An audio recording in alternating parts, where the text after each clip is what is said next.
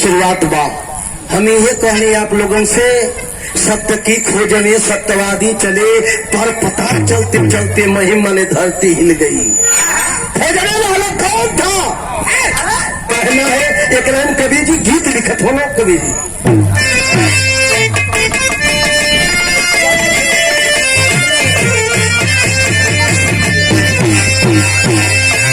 गीत का टाइम बा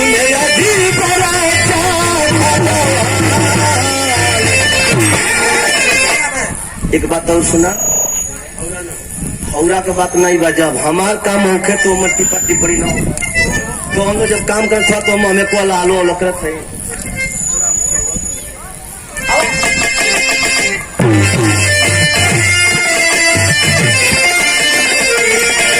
तूने जादू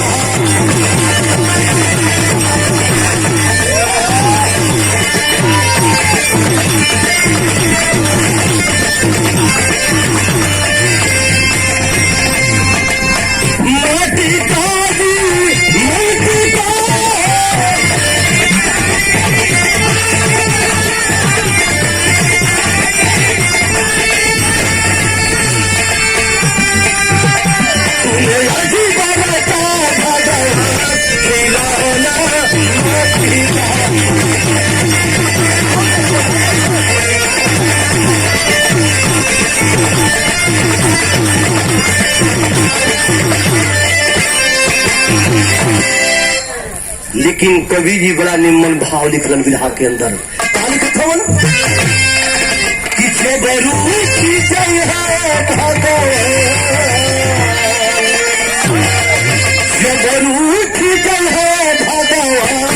बोला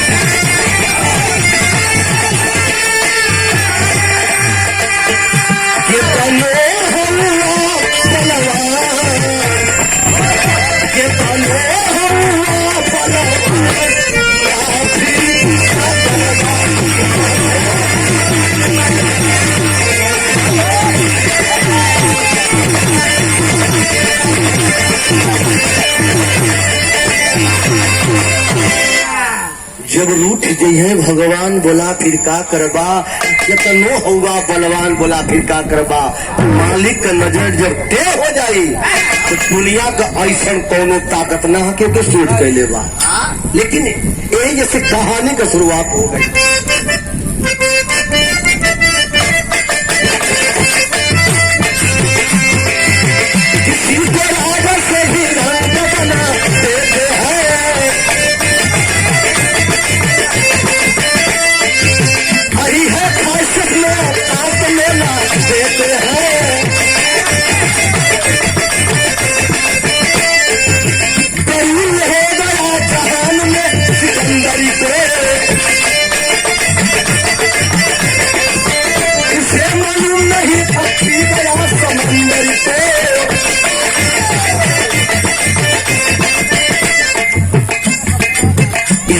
इस संसार में सिकंदर जैसा बादशाह कोई नहीं था। विश्व विजेता था हमारे बड़े भैया बताओ तो सच्चाई है। लेकिन उन्हीं के राज्य में वो राजा थे है, लेकिन जो विजय विजेता था उसके सामने एक माँ बुढ़िया जाती है और कहती है का मालक बुढ़िया ने अपने बेटे संग नचार रही, मिलेगा भोजन का हो मन ही मन की चार रही।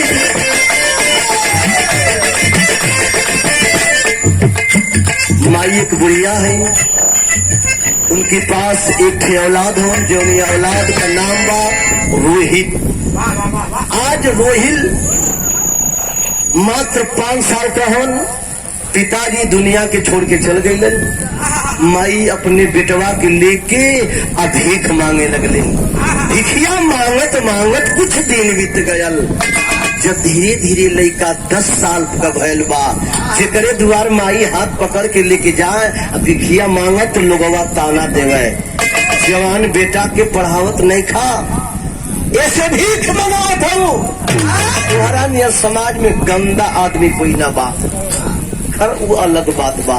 झरझर झरझर माई रोवे, बेटवा रोवे, कलश का करी, न तो खेत न बारी न घर दुआर। हमार बस यही सी बारिश बा कि कुछ मिलता तो पेट भरन खाली भोजन मिलत बा। अगर कुछ बचत कुछ व्यवस्था रहत, हमारा भी हौसला कि अपने बेटा की जरूर पढ़ाई। ये बाबू जीवन देवे के बाद राजा ताना जन महाराजा माई बुढ़िया रोवत रोवत एक दिन निराश होकर के दिमाग लगोने की जब हमनी का राजा चंद्रसेन हमन कहे न राजा के पास चले, चल के राजा से अपन दुख व्यक्त करी। हमारी दर्द के सुनी हन तो देश का राजा होन, जरूर 2-4-10 हजार दे दी जो ना हमारे बेटवा का हमार परवरिश हो जाएगी। आशा में बतौले कि दुनिया स्वार्थी है, स्वार्थ हो।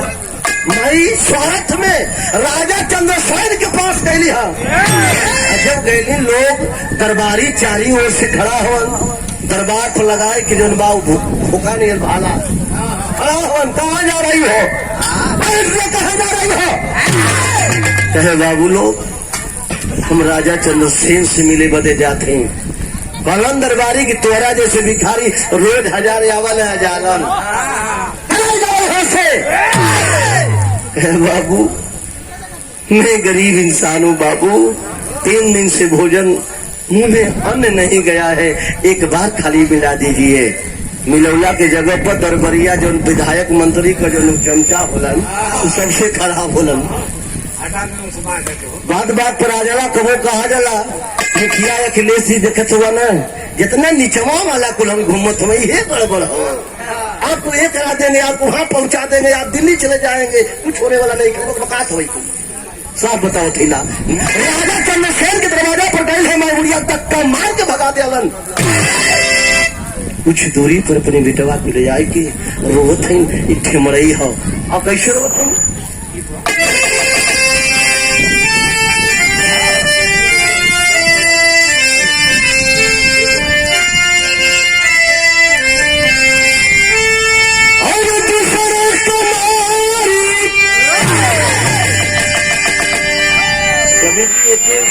संत लोग बड़ा प्रेम से गावलन।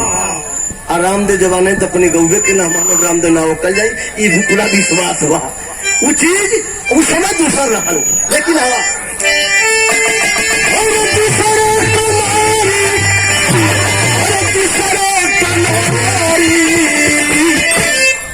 लागेली होता है, अरे दूसरा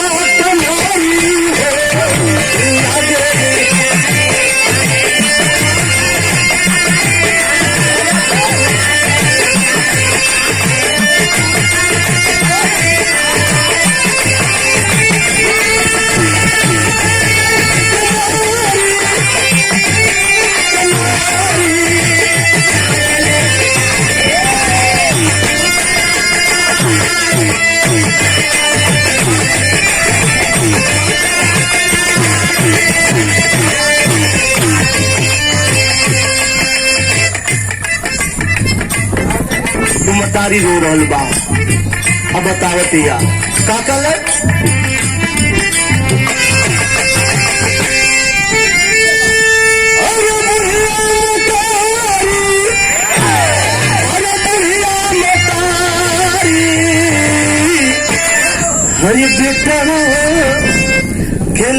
की रे अरे बुढ़िया महतारी हो बेटा तेरे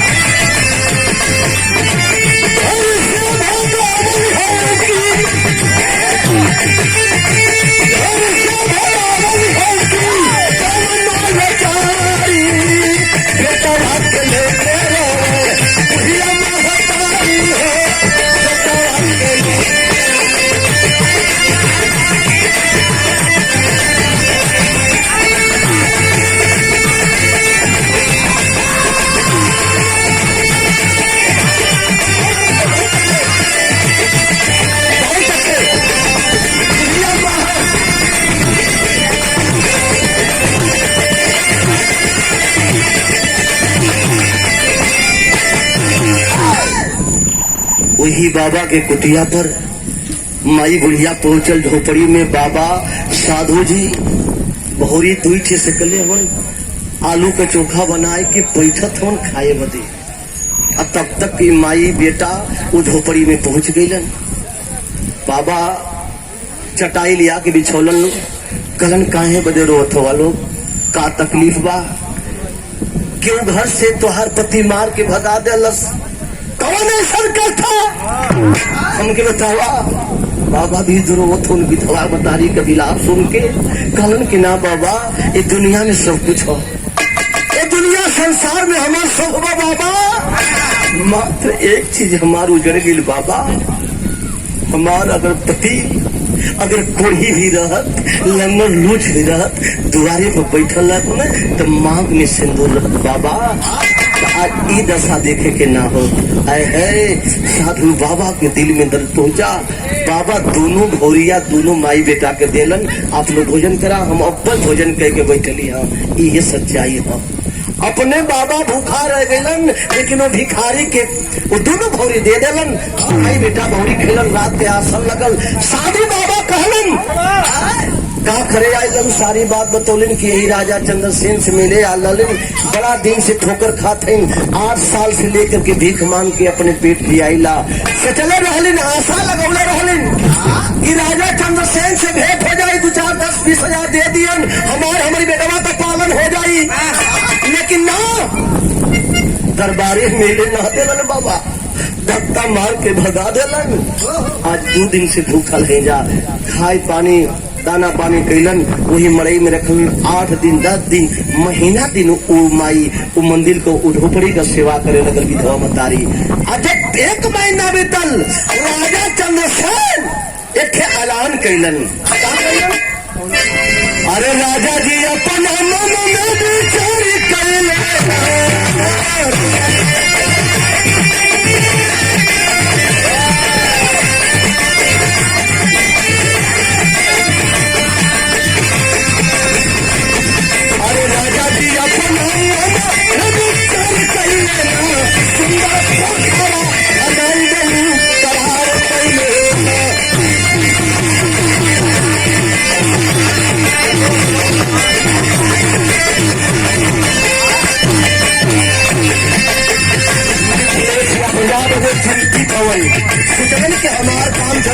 होई भोजन के का हालात होई काहे न हेमंत एक विशाल पोखरा खनवाती जेना पोखरा खनने खातिर के पूरे जवान का लोग लग जाते तो रोज तनख्वाह दियाई भोजन दियाई तो कुछ तक समय कट जाई राजा होन ख्याल अपने प्रजा का कैलन ऐसे पहलन अरे राजा जी अपन मानो लगी चल कैले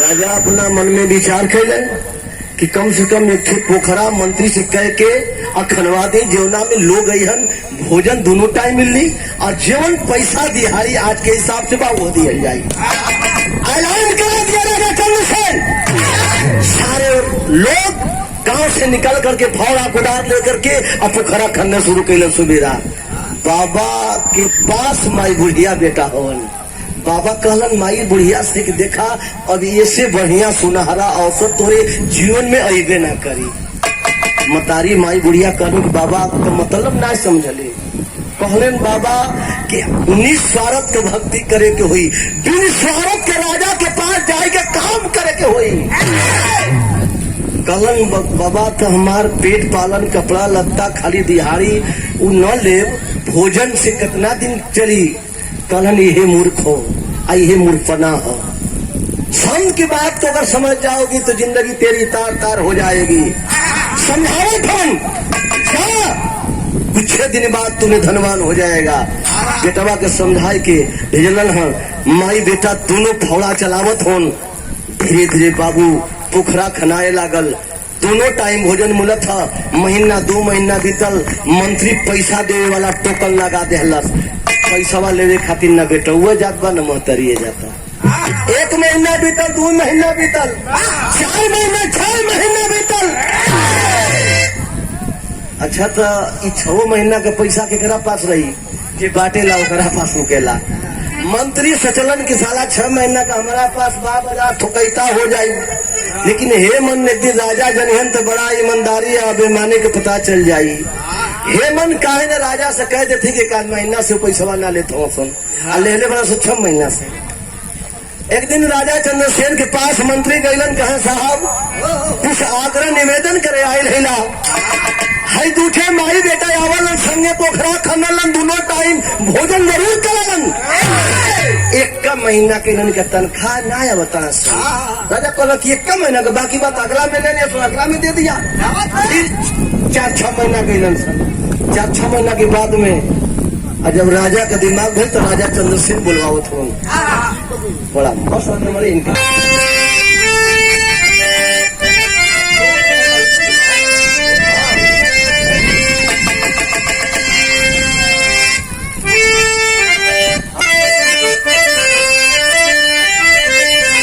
जवानी की आलम में बड़ा अदायगी से दौलन और जब हमारा निर्गवैया आगे थे कि तनी सा डाउन कर देलन तो कैसे डाउन कर अरे बोला भवा के तार हुआ बलमो। काशीनाथ अपनी आवाज में गावे शुरू कैलन जलन के अवजिया माता कुटले भापता अवजिया कम बात है कि जोड़ के हम गाई कम में काम सरकार काशीनाथ एमएलसी साहब गौलन अरे बोला भवा के तार है बलमो अबे कनेक्शन बार तार होगा भवा के तार है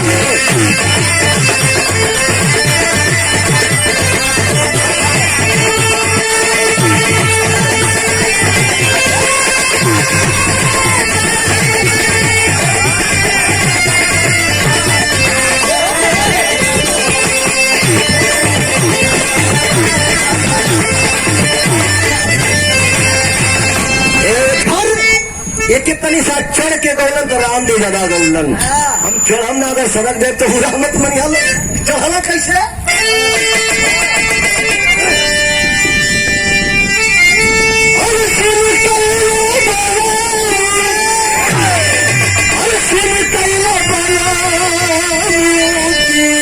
अरे कचौड़ी गली सुन कैला बल में यही मिर्जापुर पे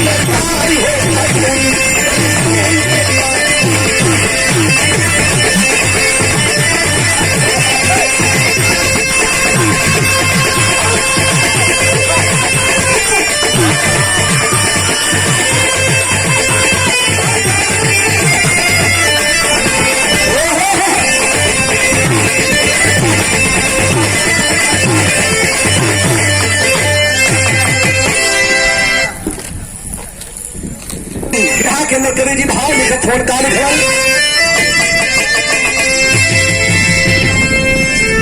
अरे राजा घर गरीब चली गई है और राजा घर गरीब चली गई है अच्छी समझ कर राजा गरीब हो राजा घर गरीब चली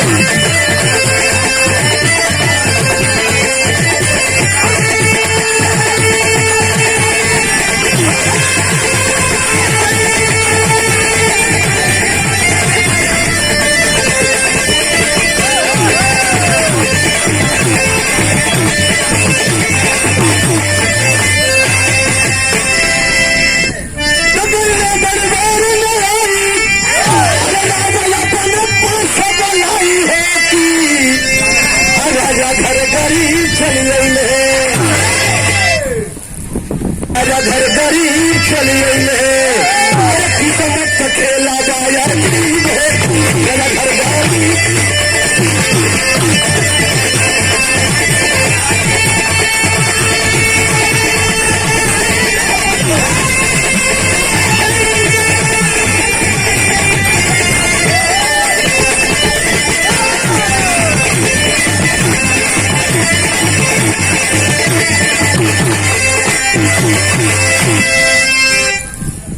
राजा घर गरीब चली अलन आ किस्मत का खेला बा अजीब हो राजा घर गरीब चली सबसे बड़ी यार बतौलन साधु बाबा ये दुनिया में और विद्वान के रूप में माने जाने धरती अगर आप देख लेंगे इतिहास के पन्नों में तो गाजीपुर उत्तर प्रदेश पर आती है। संतों की बात गलत नहीं जाता संदेश बाबा कहले रहलन की जा काम करबा निस्वार्थ का तो से राजा मिलिहन राजा मंत्री की कहला पर रहना देहला के बाद साल 2 साल के बाद आवाहन कैलन कि वो दोनों माई बेटा के जबरी दे दिया हमारा का हुई सतुआ के कुटी में जाए के दोनों के मंत्री कहता पूरा पैसा ले ले कहला सिर्फ बताना कि 2 महीना से हम नहीं पाया 2 साल का पैसा रख ले पाया बता देना कि 2 महीना से हम नहीं लिए बाकी पैसा ले ले अलन सब राजा के सामने बैठावल गया राजा चंद्रसेन से बाल सुहरावत होन 15 साल का लड़का उहर हुई बाल सुहरावत होन रानी के तारीफ बधाई लिया कहलन बचवा ई बतावा नौकरी करेला कहलन साहब नौकरी जरूर कैला पैसा काहे न लेला लड़कवा वही राजा से जवाब दे देहलस कहलन नाराज न होते आपसे हाथ जोड़ के विनती करतैला एक बात बतावल जा आप राजा हुआ कल हाँ कल आप राजा हुआ तब के कर राजा हुआ आपके राजा के बनौलस कलन यही सब प्रजा बनावे के काम कैलन। तो कलन हमन प्रजा है जा, आप जब राजा हुआ, बेटा है जा, आप जब बाप होगा, क्या अपने बाप से दौलत लेने के लिए काम करेंगे अपने खेत में? वाह, इतनी बात जब राजा सुनलन, कलन के हो भाग्य, गजब दिमाग बा। कलन की इतना सोच 15 साल की उम्र में, कॉलेज की यही से पैसा हम ना ले जा, दोनों टाइम भोजन मिलता तो कौन चीज का तकलीफ बा साहब? हमने की भोजन में न चाहिए, अब राजा हुआ का चाहिए? कुछ ना चाहिए। लेकिन राजा जब इतनी बात सुनलन, कहलन कि आज से माटी फेंकल पोखरा का बंद करे के हुई, और हम जहाँ कहते तहाँ तो ड्यूटी लगे की चाहिए।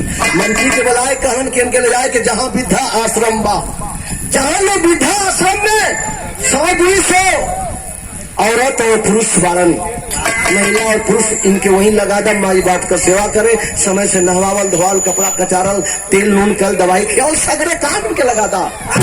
साल 2 साल वहाँ लगल। मंत्री सोचल कि साला धीरे धीरे ऊपर चलता है कि हटौला का काम बा। देखा यह सबसे बतौनी की मंत्री गड़बड़ हो। मंत्री कहलन साल 2 साल की बाद साहब बतिया मनते नहीं खा, फिर पैसा को नहीं खा ले, इन्हन के रखला कोनो फायदा ना बा, इन्हन के हटा दे जा तो बड़ा मजबूती से काम हुई। हम आपके सच्चा सिपाही का हम जानते हैं, एक काम करा कि फिर तेरी का लाइन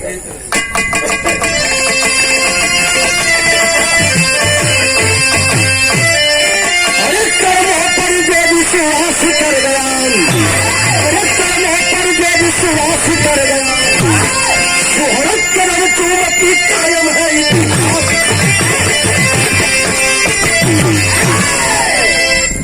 शोहरत कदम चूमती कायम है इतिहास, कर्मों पर जो विश्वास कर गया। प्रधान विश्व करी राखा, सबसे बड़ा अगर कर्म है तो आप कर्म करेंगे, फल आपको जरूर मिलेगा। यही से कहना है कैसे, अरे तो कहने राजा भर के मधुर पानी बचवा ज्ञानी से, कहने राजा भर के भाई मधुर पानी बचवा ज्ञानी से, खली तोहरा मानी बचवा ज्ञानी से।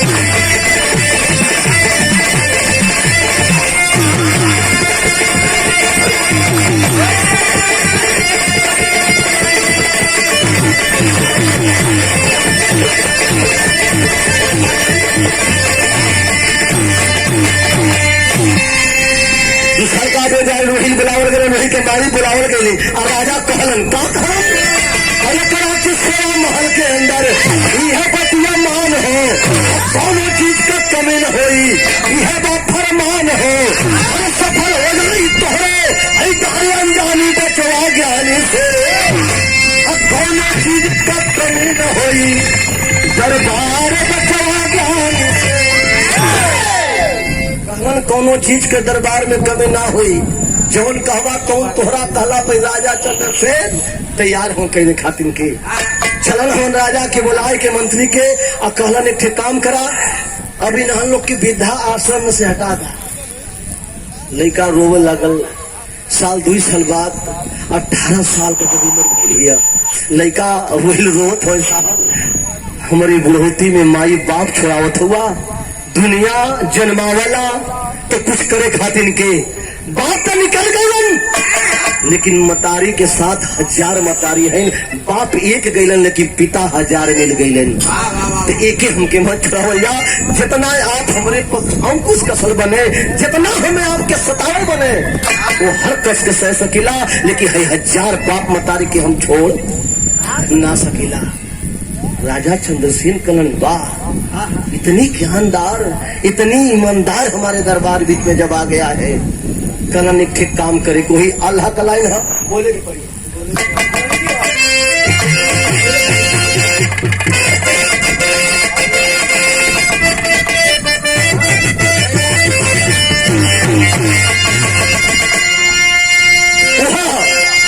अरे स्वार्थ के छोड़ दे, स्वार्थ के छोड़ दे, अन्य स्वार्थ यहाँ नहीं है भाई।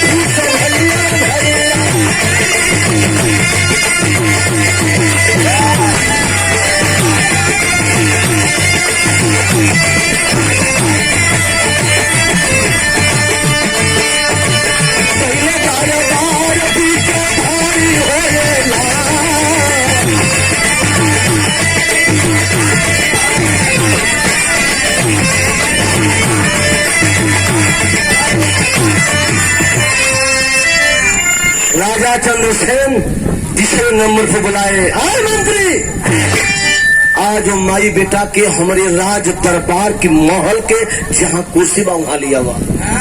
माई बेटा वो जबरी से खींच के वहां राजा के बगल में बैठावल गईलन और राजा के आंख में आंसू और रूहिल के माई के आंख में आंसू हो गई और हमने के जिंदगी लगता कि नौकरियों छूट जाई। बड़ा कहला सुनला पर तो उम्र रखल गया माई बाबू का सेवा तो चली जा, अब लगता कि नौकरी छूट जाई। ए बेटा साथ बेटा कहो राजा चंद्रसेन रोहिल के कहलन का कहलन,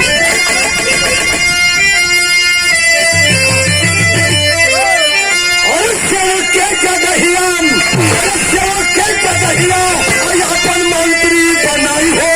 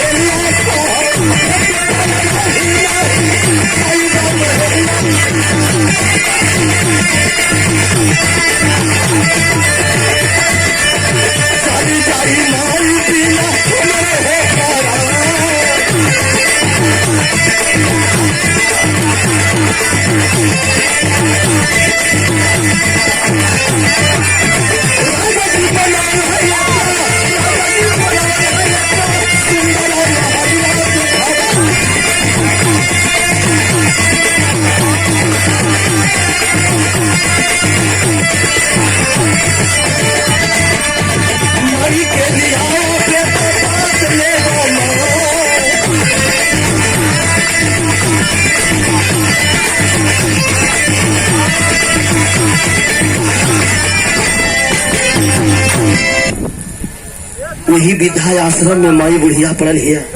रूहिल के बुला के रात दरबार में पेश कर गल है। माई की अलग चिंता सतावत हो न हो हमारी बेटवा के साथ कोनो अन्याय हो जाए। माई बाप के छोड़ के हमें महल में ना रह सकिला। राजा कहलन के आज विद्या आश्रम से हमारा आदेश बा, जब तू अपन बाप मनला तो हम आज से अपन बेटा मनतानी और हमारे आदेश का पालन होने के चाहिए। विद्या आश्रम में छोड़ के ए महल में रहे के तू के चाहिए। हमारा ये आदेश बा। झरझर झरझर नहीं होवे लगल। ये साहब सब कुछ हमके कहदा, हर सजात सदे बजे तुम तैयार हिला, लेकिन इतने काम कहदा जोन मतारी के हम आंचल में पल के जोनी मतारी की कोख में 9 महीना पाल के उधरा धरती को पैदा कैलस और जीवनों के ना छोड़ सकीला। रोतन ये साहब मतारी के मंगा दा। वही महल के अंदर बगल में सुंदर राजा चंद्रसेन महल बनोलन और दोनों माई बेटा को ही महल के अंदर रखलन। एक दिना सवाल कैलन, बेटा कल सुबह निकल करके ये मंत्री वाला पोशाक आज से तुम्हें दिया जा रहा है और इसको पहन कर इस हमारे राज्य का सेवा तुम करेगा। अच्छा तो पोशाक तो पहन ले बाल का। रोहिल 18 साल का जवान हो, चचा को उम्र घट गई है, बाल कट गए, लेकिन जो ही महल से निकलल है ये 2 से के नुतिया से हमारे परम पूजनीय बड़े भैया अंबिका यादव जी आप लोगों से बहुत बहुत प्रणाम और सब भाई के प्रणाम। हमारे राजा चंद्रसेन ये कहलन, दोनों तरफ हमन आंख में आंसू है, वस्त्र पहन के जात हमन। राजा चंद्रसेन अपने राज वस्त्र पहन करके राजशाही कुर्सी पर बैठल होन, आंख में आंसू देखलन। चंद्रसेन के आंख में आंसू देखलन। दौड़ पड़ा रोहिल जाके पाँव पकड़ लिया। साहब कौन दुख हो गला पर जौन कहला जैसे कहला तौन कैली, लेकिन आपके आंख में आंसू देख ना सकिला। आपका मान तलवार खड़ा हो गया, आपका आदेश हो जा कोई अपमान कर दिया हो सभा के अंदर गर्दन काट कर फेंक दूंगा। राजा चंद्रसेन का हौसला ऊंचा भेल, कहे बचवा सब काम ठीक है, एक चीज खातिर की आंख में आंसू बा। हमार जवान बिटिया घर में 18 साल के तोहरा नहीं पड़ल है, बहुत घर बर खोजली आज ले घर बर सोच मिलत ना बा, कहीं घर मिलत हो तो घर ना और कहीं घर मिलत हो तो घर ना। राजा का रानी साहिबा महल के अंदर से आए के घर आई। ये साहब आप जा फिला राजा सोचत हो अपनी रानी को एक नजर देखलन, आँख में दोनों जना के आंसू हो। कहत है कि आपसे कुछ कहल चाहते हैं, जिंदगी में कभी कुछ ना मंगली, अगर आप खाली हाँ कह देती, आपका आदेश कह देती तो एक थे मात्र जुबान हमार निकल चाहत हो। कौन जुबान? वो रानी से निकलल।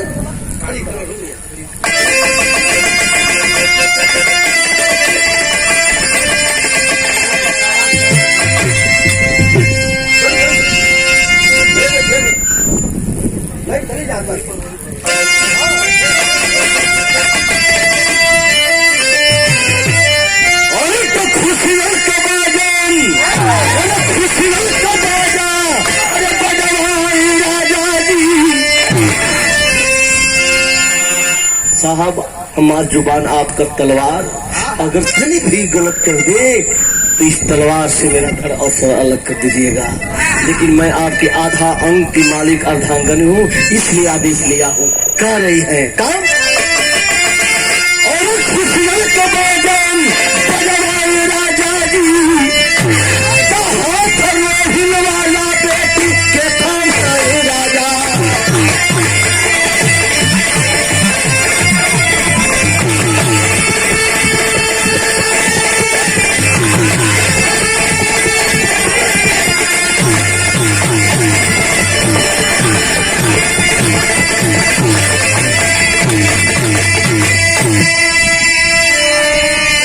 रानी साहिबा एक शब्द कही कि मेरी बात अगर अच्छी लगी तो आप घर बोल खोजत हुआ और घरवा में जब सब कुछ व्यवस्था हो गई, जब इतना ईमानदारी पर लड़का की ईमानदारी पर कहां से कहां लिया देला, अपने राजा अपने राज्य का मंत्री बना देला। एक बात बतावा कि काहे न लड़किया का शादी एक से करा देत हुआ। अच्छा तो राजा जो चाहत रहलन, लेकिन देखा एगो बात करे अगुवाई बतौनी की बियाह कैसे कब होखा लागल। अगुवाई दिन अगुवाई का बियाह भी आजकल ना होता, बर रही तब चढ़ी, कहीं थे तब बर चढ़ी, तो ऐसे कहीं न कहीं थे तो सोचत है राजा की कोई कहे वाला ना बा, हम कैसे कही। लेकिन रानी जब कहली आंख में और खुशी का आंसू हो, अब दोनों पनारी रोत और कहत है राजा से रानी काम स्वागत है ये राजा रोहिल स्वागत है तमाद नहीं पैदा, अरे दावा की सागर जहान खोजी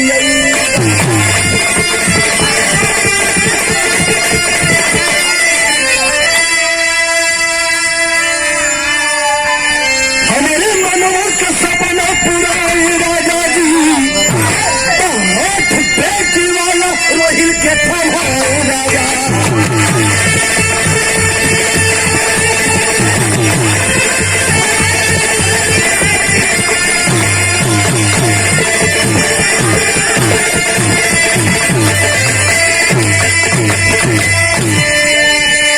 रानी के बात राजा सुन के बड़ा खुश होन, कहना कौना बात का देरी हो।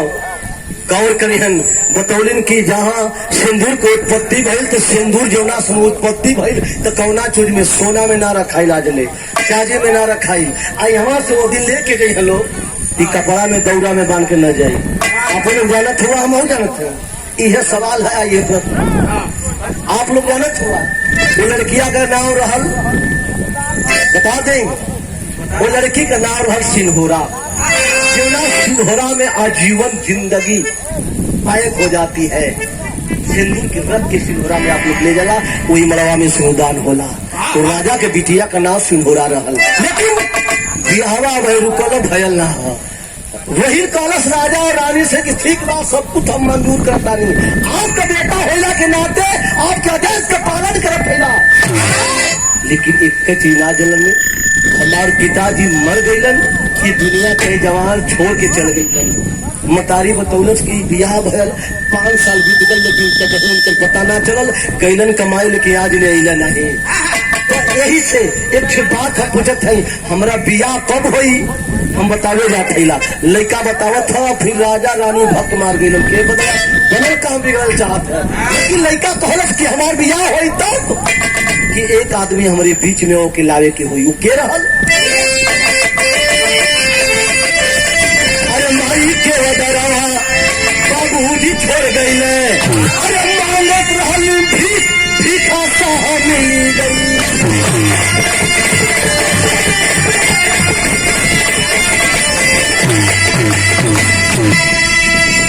अरे तुम नहीं के मर्जी से ऐसा दियारा चाहे राजा जी बहुत बेटी वाला यही के हमारे राजा।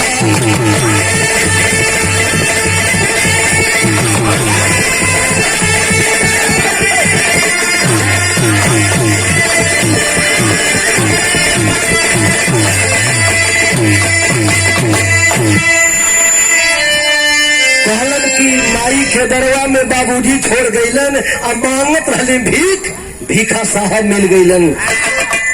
बड़ा राजा चक्कर में पड़लन की बैल बवाल घर चला कहाँ हवन कहा कुटी पर जमुना कुटी पर आजीवन 2 साल जिंदगी बिताल।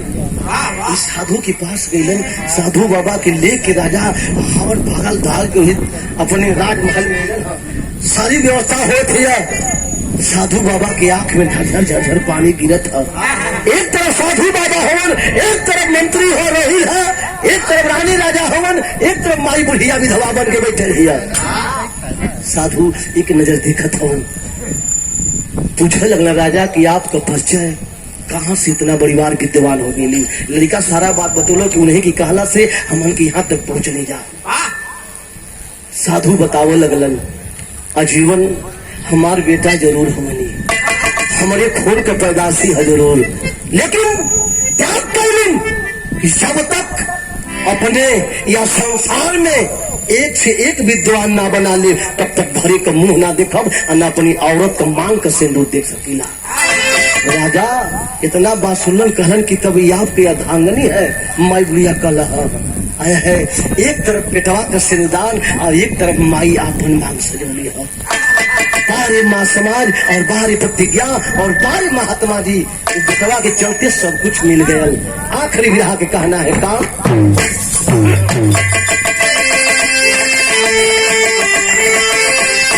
एक चीज हम आप लोग से जरूर कहो यह संस्कार बेटा बेटी के कितना हुआ पढ़ा लिया धन दौलत कितना हुआ लुटा दिया लेकिन सबसे बतौली एक तरफ संस्कार का पलड़ा और एक तरफ रुपया रखता संस्कार वाला बेसी बना जाये। तो इतना जना विरहा सुनना विरहा पसंद हो एक बार जोरदार ताली बजा कर हमारा सम्मान कर जाइए। ऐसे कि हम लोग के एहसास हो कि कुछ ठीक हो और जहाँ गलती हुई वो की बतावे तो कमेंट कर जाए जरूर आप लोगों बहुत बहुत बिहारी गुरुपत्तू 6 बार जी स्वर देसी